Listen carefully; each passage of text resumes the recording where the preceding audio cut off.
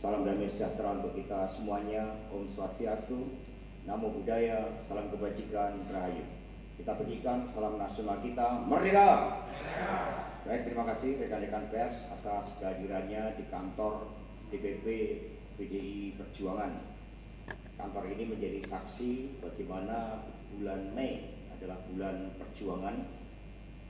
Peristiwa terkait dengan jatuhnya pemerintahan otoriter Orde Baru ditandai dan mengawali semangat reformasi itu.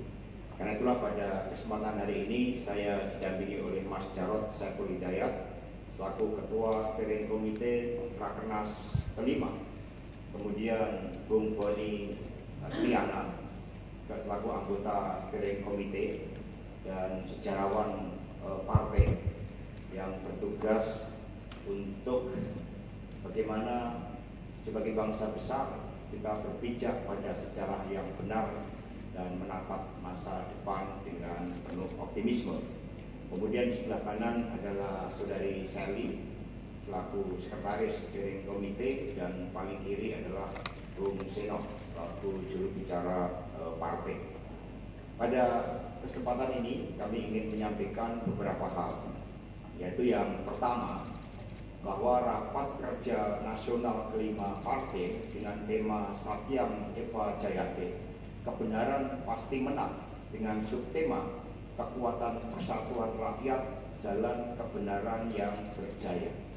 Tema ini telah dirumuskan oleh Ketua Situation Room Mas Prananda Prabowo dan menjadi tema sentral yang menjadi daya gerak partai di dalam menghadapi berbagai persoalan terkait dengan kegelapan kekuasaan dan matinya demokrasi.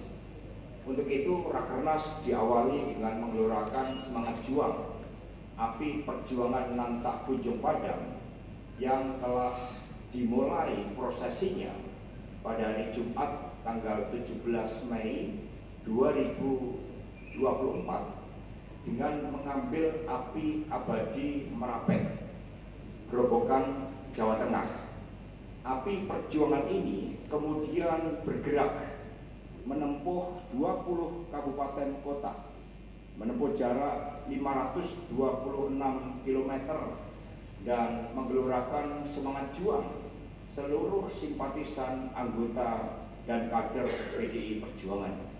Api perjuangan nantak kunjung padam ini akan sampai di Jakarta pada hari Kamis tanggal 22 Mei 2024 dan besok pada jam 15.30 oleh para pelari maraton dan mini maraton termasuk saya akan membawa obor kebenaran tersebut, obor perjuangan tersebut untuk dibawa ke tempat rapat kerja nasional di Beach International Stadium Ancol bersama dengan seluruh komponen anak-anak muda dari PDI Perjuangan.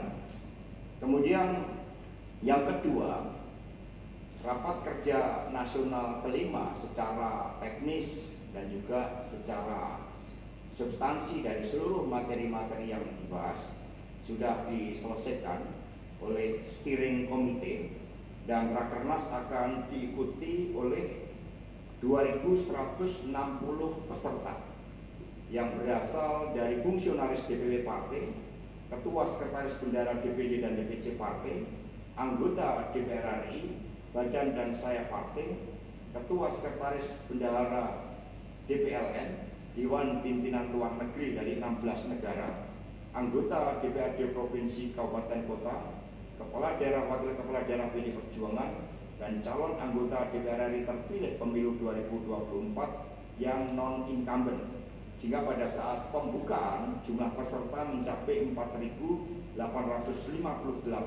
peserta. Nah, di dalam rapat kerja nasional kelima tersebut, agenda utama di dalam pembukaan Rakernas itu adalah menerima obor dan api nantak kunjung padam, api perjuangan nantak kunjung padam, kemudian pidato politik dari Ketua Umum PD Perjuangan Ibu Profesor Dr. Megawati Soekarno Putri. Dan hal yang ketiga, bahwa Rakernas merupakan suatu momentum untuk mensikapi dan melakukan evaluasi terhadap apa yang terjadi di dalam pemilu presiden dan pemilu legislatif pada 2024 yang lalu, ya, pada tanggal 14 Februari ya, 2024, di mana Steering Committee telah melakukan pembahasan secara intens untuk merumuskan sikap-sikap politik partai terkait dengan konsolidasi partai di dalam menghadapi pilkada serentak, sikap politik terkait dengan situasi dan dinamika politik nasional dan internasional, sikap politik terhadap berbagai persoalan pokok rakyat yang harus direspon oleh PD Perjuangan, dan juga akan disampaikan sikap politik yang berkaitan dengan tantangan-tantangan demokrasi yang akan datang, serta bagaimana sebagai negara hukum harus menghormati supremasi hukum dan juga sistem meritokrasi yang harus dibangun. Di luar itu, rapat kerja nasional juga akan membahas berbagai hal-hal yang sifatnya strategis terkait dengan bagaimana strategi pemenangan pemilu kada serentak pada bulan November 2024 yang akan datang. Sebagai partai yang mengemban nama demokrasi yang berkarakter Indonesia, di dalam Rakernas akan juga didengarkan suara arus bawah yang disampaikan oleh DPC maupun DPD partai, dan suara arus bawah itu akan didengarkan oleh PD Perjuangan, sehingga terkait sikap politik partai, termasuk bagaimana di dalam mensikapi pemerintahan yang akan datang, tentunya harus dilakukan dengan mendengarkan seluruh elemen-elemen partai yang hadir di dalam rapat kerja nasional kelima tersebut.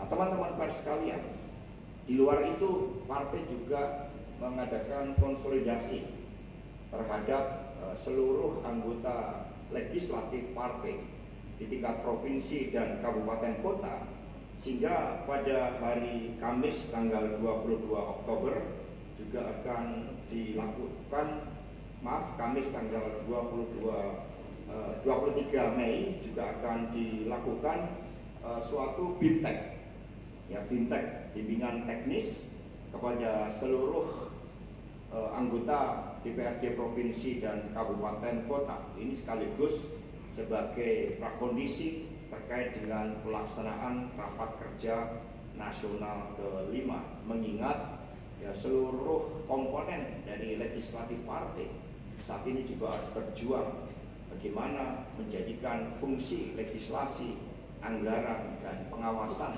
di dalam menjawab berbagai persoalan pokok rakyat, khususnya di bidang perekonomian. Demikian dari kami. Mungkin ada tambahan dari Mas Jarod. Ini ya diadakan dalam suatu momentum di mana semangat reformasi bergelora menghadapi berbagai bentuk sisi-sisi gelap kekuasaan, dan itu terekam kuat di dalam memori publik, terekam kuat dari apa yang disuarakan oleh para tokoh-tokoh civil society, para guru besar, para ahli hukum, dan para seniman, bahkan budayawan, yang juga menyimpulkan bahwa pemilu 2024 merupakan pemilu yang paling brutal dalam sejarah demokrasi Indonesia, yang diwarnai dengan berbagai bentuk kecurangan yang diawali dengan suatu konstruksi rekayasa hukum di MK. Dan pemilu ini dalam sengketa Pilpres baru pertama kali ada dissenting opinion dari 3 hakim MK. Dengan spirit itu tentu yang diundang adalah mereka-mereka yang memiliki spirit di dalam menegakkan demokrasi hukum, menegakkan negara hukum, menegakkan demokrasi yang berkedaulatan rakyat. Sehingga PD Perjuangan ini pijakannya pada sejarah sangat kuat, karena Ibu Mega dan PDI Perjuangan adalah partai yang tidak hanya menjadi victim atas pemerintahan yang sangat otoriter saat itu, tetapi juga memiliki legacy di dalam memperjuangkan demokrasi yang berkedaulatan rakyat. Itulah yang akan diundang oleh PDI Perjuangan di dalam rapat kerja nasional yang kelima. Kemudian yang kedua, sikap politik terhadap pemerintahan yang akan datang. Di dalam pembahasan rapat-rapat pendahuluan, termasuk melibatkan DPC dan DPD partai dalam rangka Rakernas kelima, DPP memberikan kesempatan bagi DPC dan DPD untuk menangkap suara arus bawah, suara anak ranting PAC dan DPC partai. Merekalah yang nanti di dalam rapat kerja nasional ini memiliki kedaulatan penuh untuk menyampaikan aspirasi. Sehingga sikap-sikap politik tentu saja juga akan melihat bagaimana problematika yang dihadapi oleh rakyat, bangsa, dan negara. Rakernas belum dijalankan, sehingga sikap politiknya tentu saja sebagai proses demokrasi harus menunggu pada saat Rakernas itu berjalan. Kemudian yang ketiga, terkait dengan pilkada serentak.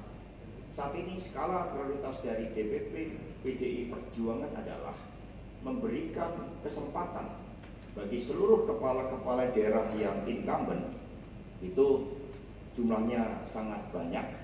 Sebagai contoh dari Sumatera Utara, Toba, Batubara, Dairi, Nias, Serdang, Bedagai, dari Riau, Bengkalis, Rokan Hulu, Pelalawan, Kepulauan Riau, Natuna, Provinsi Jambi, Kota Sungai Penuh, Provinsi Bengkulu dari Bengkulu Utara, Sumatera Selatan, Bali, Musi Rawas Utara, Empat Lawang, Kota Prabu Mulih, dan seterusnya. Ada lebih dari 137 daerah yang saat ini menjadi skala prioritas bagi PDI Perjuangan untuk dikeluarkan rekomendasi terlebih dahulu, karena mereka berasal dari internal partai dan mampu membangun suatu progres, suatu kemajuan di dalam konsolidasi partai. Tahap selanjutnya setelah Rakernas, daerah-daerah yang memiliki political heavy seperti Jakarta, Jawa Tengah, Sumatera Utara, Sulawesi Utara karena posisi geografisnya, kemudian beberapa wilayah seperti Jawa Timur, dan beberapa daerah-daerah strategis lainnya akan dibahas. Rapat kerja nasional yang kelima tentu saja juga menampung seluruh masukan-masukan terkait dengan calon-calon yang nantinya oleh peserta Rakernas kelima akan dibawa dan dibahas di dalam komisi yang membahas tentang pilkada serentak tersebut. Strategi kerjasama dengan partai politik lain juga akan dibahas sebagai upaya untuk mengedepankan spirit gotong royong partai. Terima kasih. Silakan. Terima kasih, Bung Toir Siadan. Jadi Rakernas yang kelima ini kan sebagai pelembagaan partai. Rakernas 5 itu selalu dijalankan setelah pelaksanaan pemilu. Tentu saja ini melakukan evaluasi terhadap pelaksanaan pemilu, evaluasi internal partai, evaluasi posisi politik partai yang berada di dalam pemerintahan, dan kemudian tugas-tugas ideologis partai serta mempersiapkan agenda partai selanjutnya, termasuk konsolidasi dalam rangka pelaksanaan kongres yang akan dilaksanakan pada tahun 2025 yang akan datang. Ya, apakah ada kejutan? Ya, PDI ini sebagai partai yang terlembaga, sehingga segala sesuatunya terencana dengan baik, dan akar kekuatan PDI Perjuangan yang didukung oleh kekuatan Wong Cilik inilah yang justru akan terus-menerus digelorakan. Kemudian terkait dengan pilkada Jateng, kami partai yang sistemik mengadakan kaderisasi sekolah partai. Kami tidak kekurangan stok pemimpin karena mereka telah dipersiapkan secara berjenjang. Begitu banyak calon gubernur dan wakil gubernur yang berasal baik itu dari tingkat pusat maupun juga dari kepala daerah dan kader-kader partai lainnya.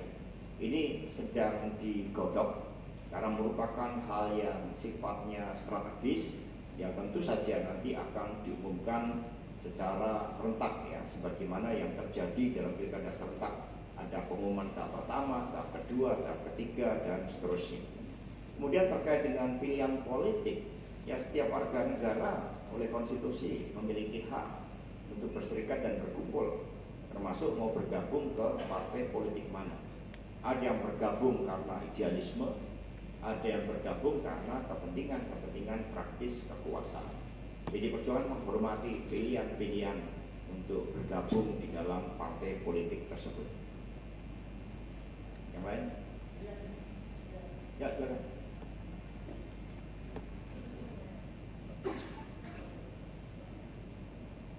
Khusus atas tidak adanya Pak Jokowi, karena partai ini didasarkan kepada kekuatan kolektif dari seluruh anggota, dari tingkat anak ranting, PAC, Satgas Partai, dan itu adalah sumber kekuatan partai yang menyatu dengan akar rumput. Tapi Rakernas juga akan melakukan evaluasi secara kritis terhadap apa yang terjadi. Maka kami sudah mengadakan berbagai fokus group discussion dengan mengundang para pakar. Kami mendengarkan masukan-masukan dari pakar-pakar hukum, para ahli tata negara, para tokoh-tokoh demokrasi, para budayawan, semua sudah kami dengarkan masukannya, termasuk mereka-mereka yang selama ini bergerak di lembaga survei. Kami sudah dengarkan masukan dan kemudian seluruh rancangan ini nanti akan diperkaya oleh peserta Rakernas yang menangkap suara arus bawah. Jadi PD Perjuangan sesuai dengan temanya akan memegang teguh nilai-nilai Sakyam Eva Jayate tersebut.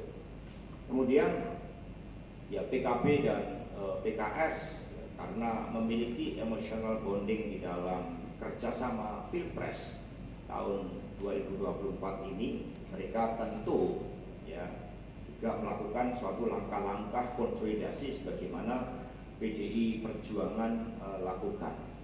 Nah, nama-nama yang disebutkan tadi ya, belum melakukan komunikasi politik dengan DPP partai, karena DPP juga mendengarkan bagaimana harapan-harapan rakyat terkait dengan daerah khusus ibu kota tersebut, ya proses interkoneksi dengan wilayah-wilayah sekitar, upaya untuk mengatasi pencemaran udara, membangun sistem transportasi publik yang nyaman, mengatasi berbagai persoalan-persoalan lingkungan, itu yang juga menjadi concern dari DPP PD Perjuangan. Tetapi begitu rapat kerja nasional kelima dijalankan, semua akan bergerak cepat karena DPP juga sudah membentuk suatu tim khusus dalam kaitannya dengan pilkada serentak tersebut.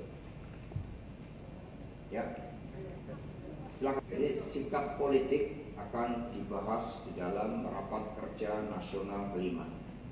Kalau secara empiris, sikap politik apakah berada di dalam pemerintahan atau di luar pemerintahan pada Kongres 2004, 2009, 2015, dan 2019 itu diputuskan di dalam Kongres Partai. Karena memang pemerintahan baru itu kan efektif dalam periodisasinya setelah tanggal 20 Oktober. Nah, Rakernas dengan seluruh dinamikanya akan mendengarkan suara-suara dari peserta Rakernas tersebut. Dari situlah sikap politik akan diumumkan pada saat penutupan Rakernas partai.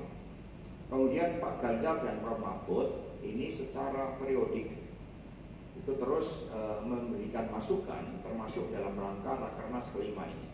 Pak Ganjar sendiri kami undang sebagai salah satu narasumber di dalam FGD yang membahas tentang pilkada dan juga suatu visi misi dari pasangan calon yang akan diusung oleh PD Perjuangan, di mana visi misi tersebut diturunkan dari konsepsi pola pembangunan semesta berencana.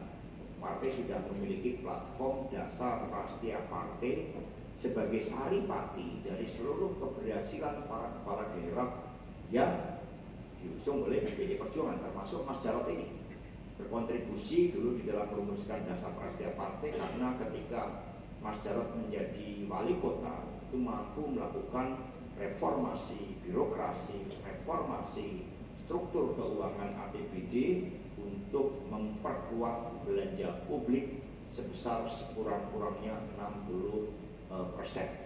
Prof. Mahfud sudah kami minta masukannya terhadap berbagai pandangan beliau terkait dengan reformasi hukum, berbagai agenda-agenda legislasi yang nampaknya syarat dengan kepentingan politik, seperti revisi Undang-Undang MK, revisi Undang-Undang terkait dengan pembahasan Undang-Undang penyiaran, dan juga Undang-Undang Kementerian Negara.